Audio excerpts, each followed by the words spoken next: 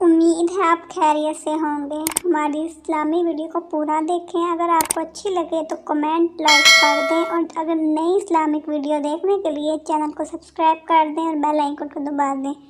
शब-ए बारात का हुक्म। शबान की 15वीं शब को शब-ए बारात कहा जाता है, यानी ये वो रात है जिसमें मखलूक को गुनाहों से बरी कर दिया जाता है।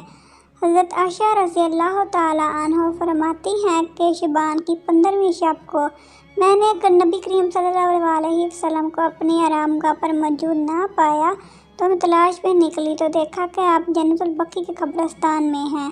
फिर मुझे फरमाया कि आज शबान की 15वीं रात है। इस रात अल्लाह ताला आसमानों पर दुनिया पर नज़ूल फरमाता है और कबीले बनी लकब की बकरियों के बालों की तादाद से भी ज़्यादा गुनाहों की बख्शिश फरमाता है। दूसरी हदीस में है, इस रात में पैदा होने वाले हर बच्चे का नाम लिख दिया जाता है। इस रात में इस साल में मरने वाले हर आदमी का नाम भी लिख दिया जाता है।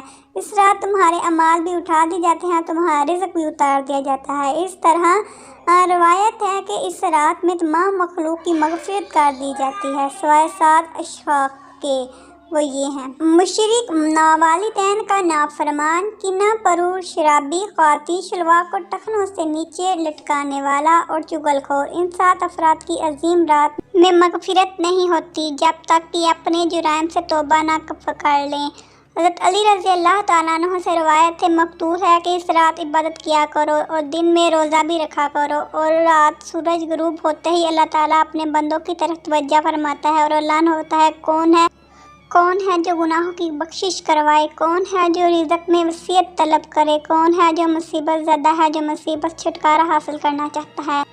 अल्लाह ताला से दुआ है कि इस रात के सदक़े हम सब के गुनाहों को माफ़ फरमा दे और हमें बख्श दे और हमारी हर परेशानी दुख को दूर फरमाए और हमें रिज़्क़ हलाल कमाने और खाने की तौफ़ीक़ अता फरमाए। आमीन।